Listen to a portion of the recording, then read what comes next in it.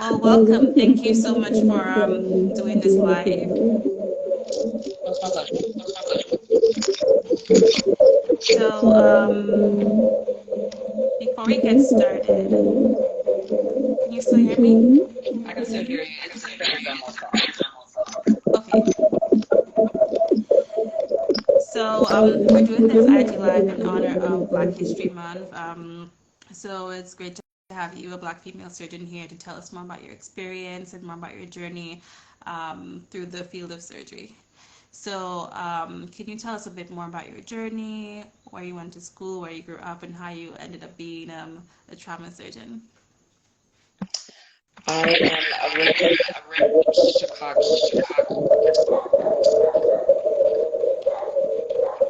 Born and raised in Chicago. I'm a product of I got school, med school, undergraduate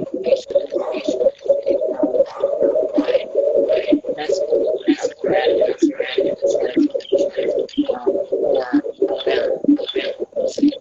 Alabama. I started as a clinical resident there. That's historical. I'm getting a lot of feedback, and your volume is a bit low.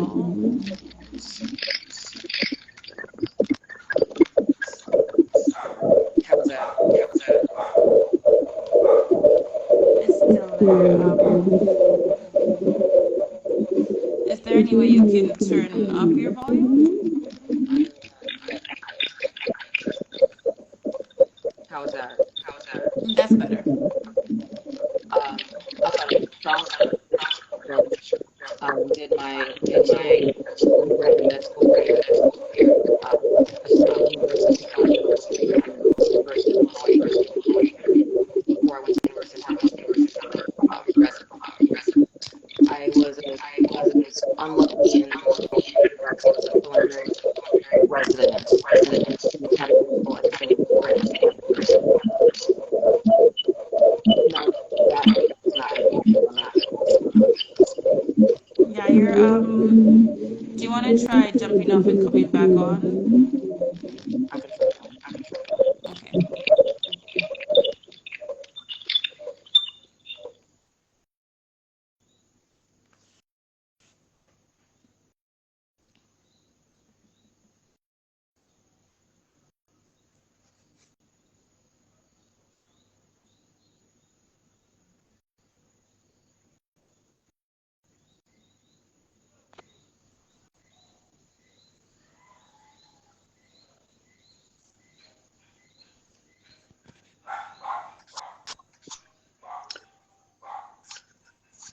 Okay, how was that?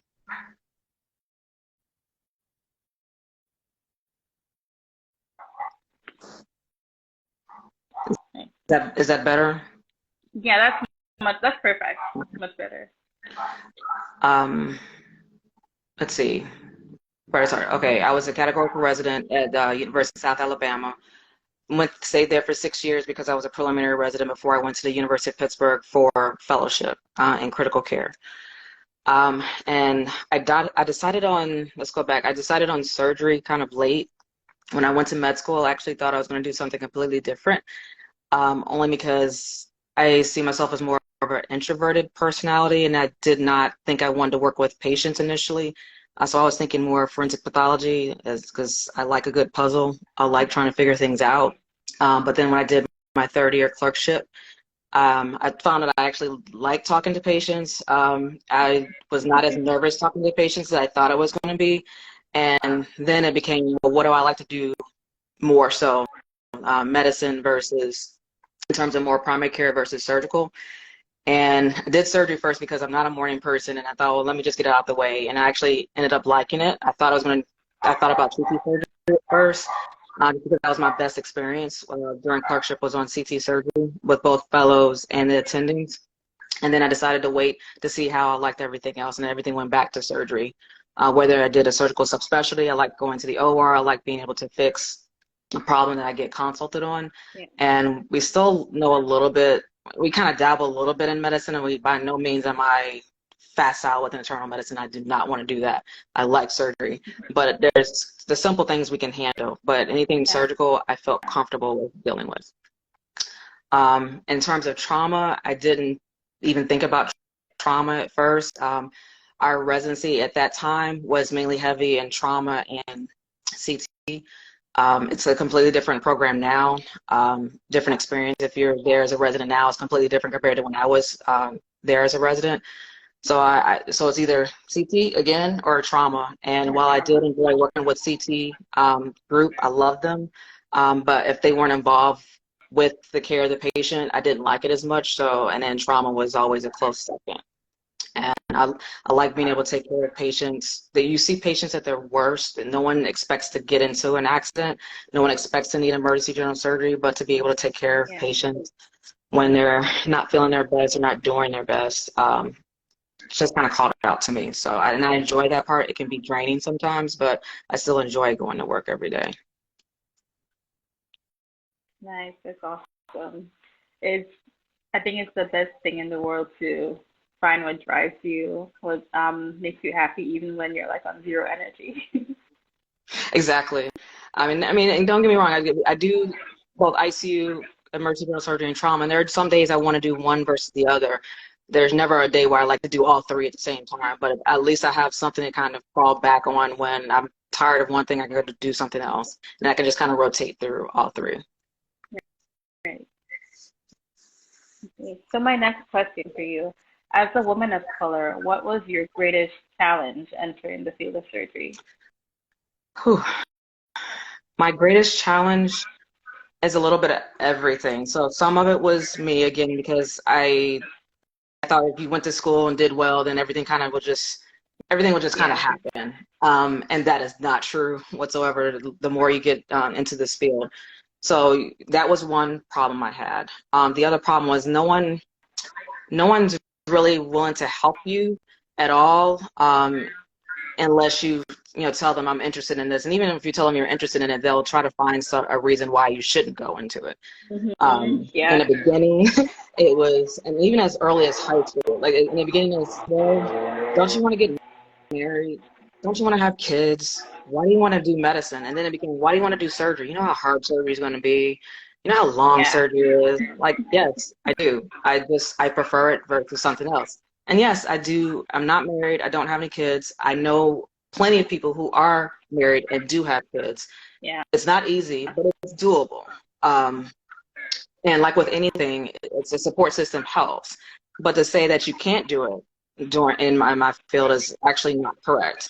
And you can't get rid of the stereotypes of being a female. You can't get rid of the stereotype, unfortunately, of being a Black woman, because there's always this misconception of what you're going to do and what you're going to be able to contribute once they see you, because you can't get rid of it. And people try to say, I don't see color. And when I hear people that say, I don't see color, I have a problem, because this is me, and you judge me based on my color. Yeah. And for you to say that you don't is basically a lie.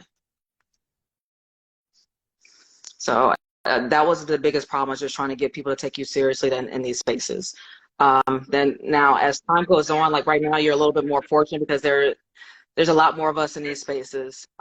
Unfortunately, the country is so big, we're kind of spread out, so it's a little bit more difficult to find someone that looks like you. Even in Chicago, I didn't find many people that look like me that were surgeons. It's a little bit different now, but even then, we're not concentrated in one spot, so it makes it a little bit more difficult, which is why I enjoy doing things like this, so that way people can see where I'm located or where other people are located, and just kind of reach out to see what you need for your career, things to look out for, because these are things I did not have. Like the one person I did talk to just had stories about how she and her co-resident, both Black women, had to basically fight for their lives in residency. They had to make copies of things to show that they did sign out appropriate. Just like things like that, like that we can take for granted now, but they were always said, well, I didn't know about this. You didn't sign this out to me, which was not true, but you had to prove that you did the work, unfortunately. Yeah. So it was nice talking to them, but it's just nice to hear other stories and see other people that look like you in these spaces, because otherwise, if you don't see yourself doing it, if you don't see someone else doing it, you don't see yourself doing it sometimes. 100%. Yeah, and like you said, it's such an honor. I feel so lucky to be, training in an era where there are more people who look like me, and I can reach out to more mentors. Um, so I appreciate, and I'm sure everyone else does too, the work that you guys have done to pave the way and make it easier for us. Um, Another question: how do you deal with microaggressions in the workplace? And I know that microaggressions sometimes come from people who look just like you.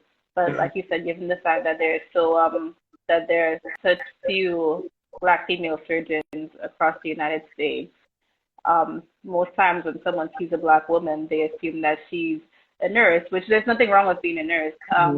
But how do you get over those types of microaggressions and the more serious ones? So in the beginning, it used to bother me, but then I also fairly young, so it's the other side of it. I still get asked when did I graduate medical school.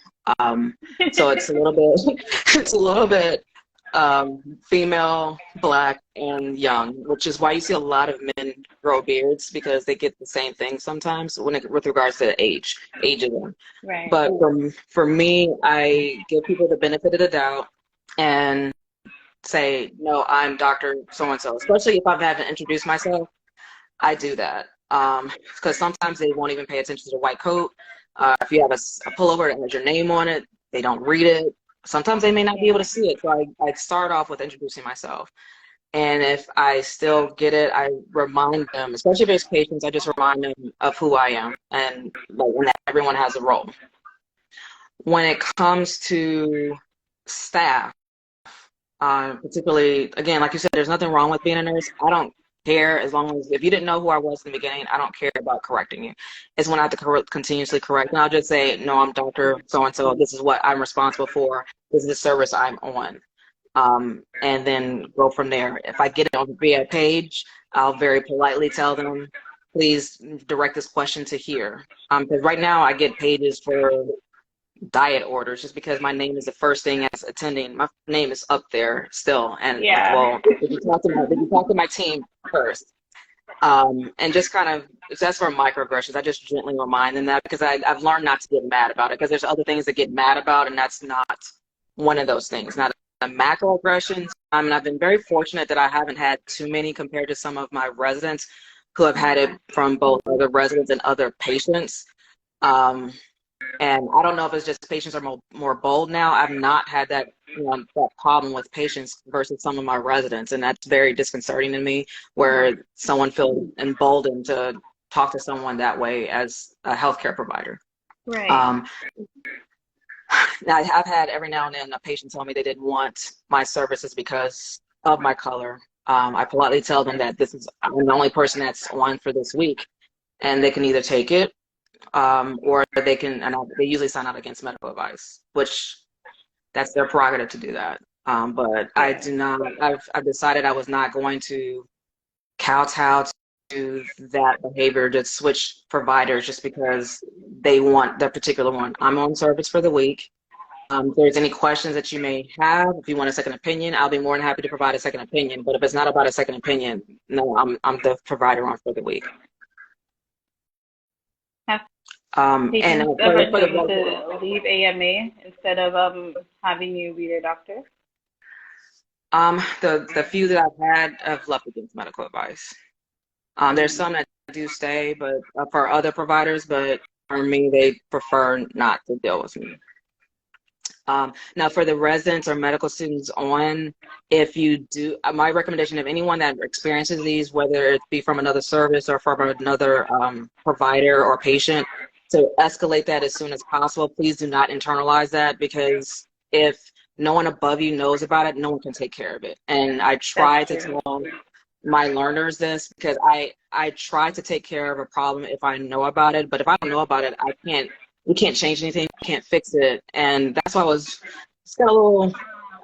frustrated, because I found out these things at my previous institution, that some of this stuff was happening to some of the residents, and I found out about it months after the fact. I'm like, I can't help you if I find out about months after the fact. I need to know about it then so we can go to the appropriate people, because this is not appropriate. It's not at all. And if the hospital or the program is not aware of it, they can't fix it. Why do you think that those residents, probably like a lot of residents are like skeptical to come forward with these kind of complaints, and like what do you think can be done to help them be more comfortable speaking up? I think the lack of allies, whether it be someone that looks like them or not, if they feel that they can't talk to somebody, or they feel that if I say something and it's just going to go in one ear and not the other, then it Yeah. becomes internalized. So that's a problem. So on one hand, I do say on one hand tell somebody, but on the other hand, I do understand why some people don't.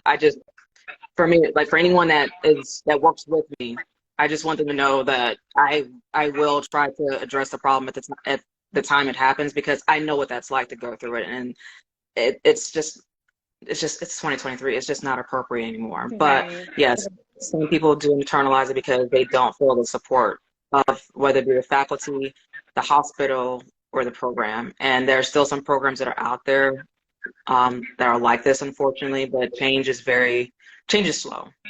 I can say right now where I am currently, the program director is very supportive of the residents. Some of them do talk to her about these things, and there are those that are still kind of, like I said, reticent to say anything because they've had instances in the past where they've been burned before. Hmm. But it is in a supportive environment here with regards to that.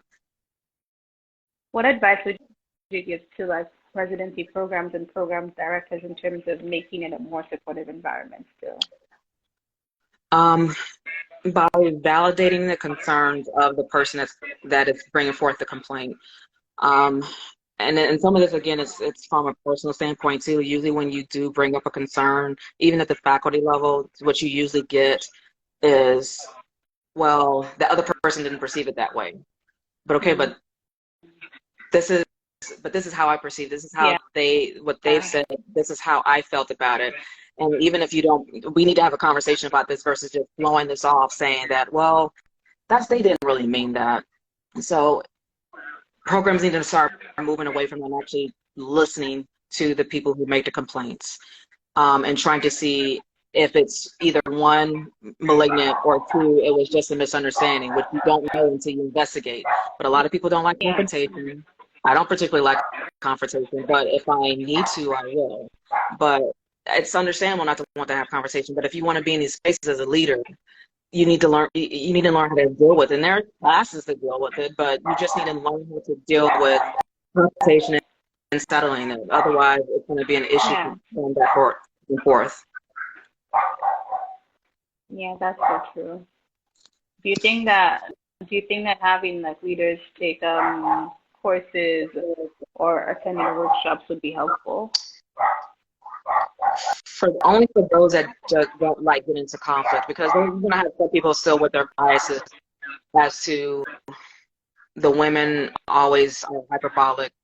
The women are hysterical when they get loud. If you have that type of leader going to a course, they're not willing to internalize it, it's not going to work. They're just going to say, I'm not with that. And there are still some people in these spaces that are like that, unfortunately.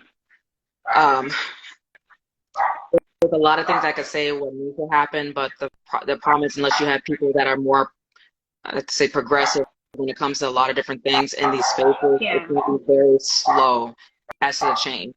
And then if you have someone that's in power that's able to hire people into these spaces, then it's better off for the students, better off for the residents and the fellows. But unfortunately, we're not members, and so it gets diluted down. So it's always just good to have a champion. And if there's one or two people who are champion for, I don't want to say the downtrodden, but for those who don't have a voice, it goes a long way. The key is trying to find who that person is, or persons. So speaking of champions, that leads into my next question. What advice do you have for medical students and residents and even more junior faculty for finding mentors and making the most of that mentor-mentee relationship? And this is something I wish I did as a medical student. If you're able to go to these conferences, whether it be SNMA, where you have some of the, you'll, as an undergrad, you'll meet some medical students. like you in spaces that can help give advice, and then or Yeah. going to NMA or specifically SFAS for surgery. You'll run a gamut of medical students, residents, fellows, and faculty at all levels. And it's a small enough organization where you'll be able to meet and greet a lot of these people. Um, and just introducing yourself and then asking if someone's willing to do that, because not some people don't have enough time to be a mentor, but if someone's willing to do it, or if there is an opportunity to sign up for a mentor-mentee opportunity, that's the best way to do it. That's how I met some of my mentors, through something along those lines, whether it be through EAST, which is an Eastern Association for the Surgery of Trauma. I've done stuff through AWS, and I'm doing a program right now through ACS where I have a mentor to help with leadership. So no matter what age you are, you're not too old to have someone mentor you along or have a sponsor, because sponsors are very important, because mentors help you with your career, sponsors help you get in some of these spaces. And sometimes a mentor can do both, but it's good to have both types in your armamentarium. So a lot of and ACS is a big one too, but I would stick with SFAS. AWS is another one, but SFAS specifically for surgery, especially if someone of color. AAS, Association of Academic Surgeons, is another one that I would it would behoove you to be involved with, especially if you're interested in academic surgery. Yeah. Because all the organizations have DEI initiatives right now, because that's the new thing. But now you have two persons of color who are president-elect of AAS now. I don't know if you've noticed that. So this will be a great time to try to at least be part of the organization and try to find mentors in that realm too. Yes.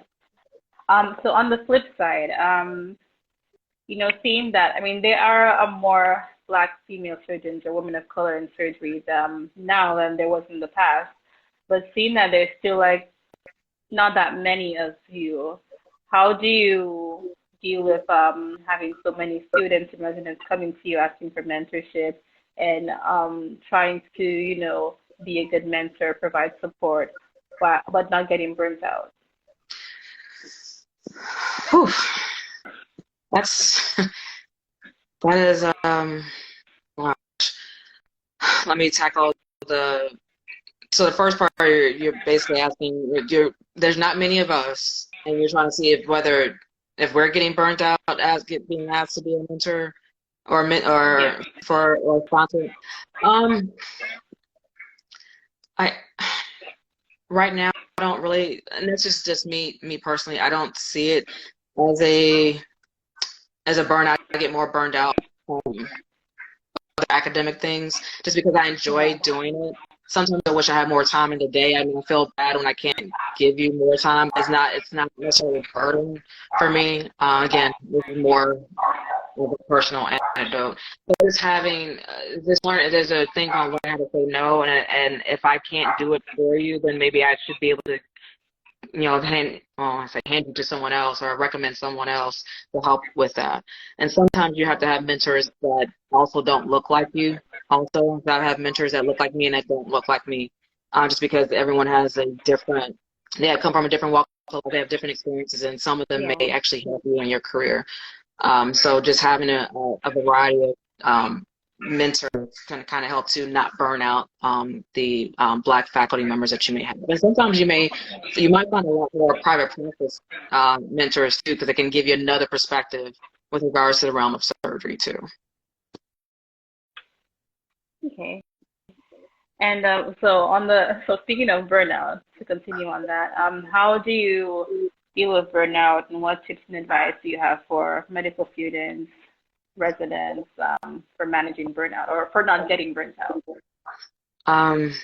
One, knowing when to say no, which is really hard because you want every opportunity in the world, but if you don't have enough time to do that, plus take care of yourself, because wellness is, and I know some of the older generation think wellness, why do we need wellness? But because you need to think about yourself, because there's more to life than work. I enjoy my work, I do, but I enjoy my time off too. And if you don't have your time off, you'll learn to hate your job. And to, and to be honest, I did have an element of it. Well, COVID helped with it, but I did have an element of burnout roughly around 2020, 2021. And it was a combination of, COVID. I hadn't seen my family before that for about a year, but now you add another 2 years on top of that. And then just having just interpersonal issues at work, and all that kind of adds up. And if you don't have an outlet, whether it be your family or not being at work, or even if you need a healthcare provider, whether if you need a mental health provider to help you through that, there's nothing wrong with that, because if you want to stay in these spaces, you need to make sure you're right first. And if you can't take care of yourself, how are you going to take care of anybody else? But the biggest thing is learning to say no, or changing your environment. So the one thing I do, and sometimes you may not notice you're burned out, but one of the things that helped was one of my friends, who actually happened to be my partner at the time, just noticed I was just angry all the time. I'm not an angry person. I got to the point where I was just angry all the time, and was like had a shorter fuse. It takes a lot to get me mad, but I had a shorter fuse. And the things I knew that were not changing on my way. These are things that happen all the time, and it started bothering me, and that was part of the burnout, is your personality is not what it was before. And that's that's when I noticed it, and I had to make a change in my life, and so I did. And it's really great that that one of your partners was able to identify that you're not the same person you used to be.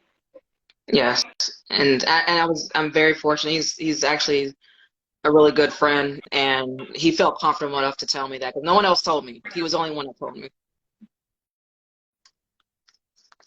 Okay, so I'm gonna open it up to questions from the audience. Okay, so we do have a question here from K Mori 16. What is the best way to be an ally for someone, like you said, being a champion? Because I've been in academic surgery from the beginning, so I usually have an open door policy, and actually, I'm able to be in these spaces, meaning in terms of the academic level. So if I sit and listen to what the issue is, and I try to give, we'll just say, advice as to how to manage these spaces. And if it's something that advice is not needed, but action is needed, then I perform the action. So that way, that the learners know that at least they have someone that's reliable that can help them with their problem, whether it be clinical or personal. Someone just needs to be heard, and they need to know that someone is going to do something for them if it's warranted. And then speaking up for them, because as you go along, a lot of these spaces, especially when it comes to whether or not we have retention, because the biggest thing is, like, we are getting people through the pipeline in terms from high school to med school, but when they get to residency, there's a big drop off after that. We're not retaining people of color. They're being fired at a higher rate compared to our white counterparts, and a lot is because they don't have allies in these spaces. And when you have an ally in that space, it helps a lot, as a significant, because there are times where people are trying to fire those of color over the littlest of things that the majority gets away with. I've seen it in these spaces. So when people say why diversity, equity, inclusion, because it's because we don't get the benefit of the doubt when it comes to making a mistake. We can't make a mistake. If we make a mistake, it's magnified 100 times versus others. And you have to be in these spaces to say that no, we're not lazy, no, we're not stupid. It's not a pattern. And you have to have allies in these spaces. It's very unfortunate that it's that way, but it's better now than it used to be, and I'm just hoping that things continue moving in a upward fashion. Mm-hmm. Do we have any more questions from the audience?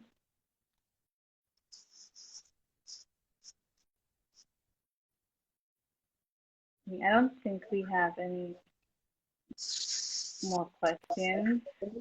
And so before we wrap up, what are 3 pieces of advice that you would give to aspiring female surgeons? Aspire. So one, never let someone talk you out of what you want to do. There's always going Love to that. be someone there to be a naysayer, and sometimes they're in their own family. Yeah. And I understand because your family loves you. They love you. They want to support you. They want you, but they also want you present, and they don't understand the time and the energy needed for this. So just if you want to make a change, it has to be because you want to make the change. But never let someone else talk you out of your goal. Always ask for help if there's a problem with something, whether it be interpersonal or academic. It doesn't have to be within the program. It could be someone else you know, but ask for help, because there have been people who have been released from their programs who don't ask for help or advice until they're a year or 6 months into the program, into this problem, and there's nothing that they can do about it. So ask for, like, if there's a problem, you bring it up as soon as possible. And I'm guilty of that too, because you feel like you're a failure if you do have a problem, and it's not necessarily that. You just need to reach out to somebody and ask for advice, whether it be someone within the program or someone that you know, or it could be another colleague who can direct you to someone that can help you with the issue. And just, I want to say have fun, but I enjoy this, but this is not, but also this is not your life. This is your life, but this is not, it should not be consuming. If you want to have to consume your life, that's fine, but no one should tell you that this is it. You should not have an outside life. You should not have mental health. No, if you have a family, even if you don't have a family, you have fur babies, that's fine. You need to be able to not be at work. When you're at work, you're 110%, but when you're not at work, think about it. Now, if you're academic, you want to do some, papers or whatever because you have the time to do that, that's fine. But you should never feel obligated to do work when you're off, unless that's something that you decide to do. Right, that's great advice. I think coming through medical school, there's so much pressure on us, to be involved and build our CVs and put our best foot forward, that we forget. Exactly. We forget about it. And again, it's nothing wrong with being competitive, with doing all that, but that's when you get into your time management. That's when you have to sit and make a schedule that this is when I'm going to be working on this, and then this is my me time. Because you have to have that. Otherwise, you are going to be burned out at 33. Yeah. Checking for more questions. Well, thank you so much, Dr. White. This was very helpful. It was really great hearing your story, and thank you so much for the advice. I'm sure that everyone who listened was really moved by your story and by your words of encouragement too. Oh no, it's my pleasure. And if anyone wants to find me, I'm at the University of Florida in Jacksonville. Thank you so much. And thank you so much for everyone for coming out to watch. Have a good evening. You too. Bye-bye.